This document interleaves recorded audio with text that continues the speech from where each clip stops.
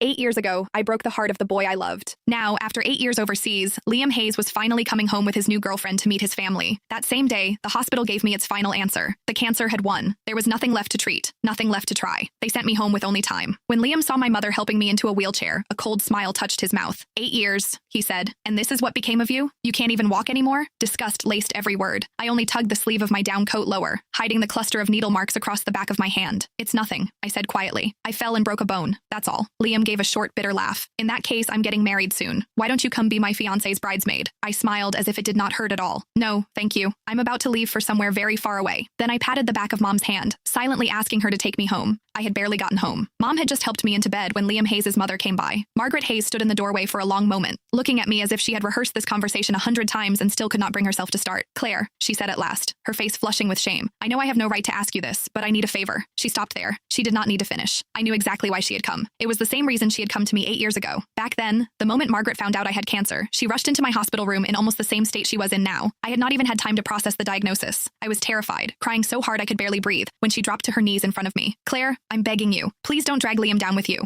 He's just been accepted into a program overseas. If he finds out you have cancer, he'll never agree to leave. You and Liam have known each other your whole lives. You've loved each other for so many years. So please, for my sake, let him go. Break up with him. I've arranged everything. I found a boy to help. All you have to do is pretend to kiss him downstairs. Let Liam see it. Make him believe you betrayed him. Then break up with him. That's all. Because of those words, the first thing I did after being diagnosed was not schedule more tests or begin treatment. Instead, I put on the coldest face I could manage, pretended to cheat, forced Liam to hate me, and drove him out of the country without mercy. Sure enough, a second later, Margaret looked at me with guilt in her eyes. Claire, please don't blame me. I had no choice. Liam's girlfriend now was his classmate overseas throughout graduate school and his doctoral program. They're perfect for each other. I really don't want to ruin such a good marriage. You know Liam, he adored you when you were kids. If he finds out the truth about what happened back then, I'm afraid, her voice shook. I'm afraid he'll throw everything away again. So could you stay away from him for a while? You don't have much time left anyway, do you? In your condition, you shouldn't be going out, don't you think? The moment Margaret said those words, my mother grabbed a pack of adult diapers from beside the bed and slammed it down so hard the mattress shook. Seeing that she was about to lose her temper, I quickly tugged at her sleeve and softened my voice. Mom, please. It took several seconds before she managed to hold herself back. Only then did I look back at Margaret.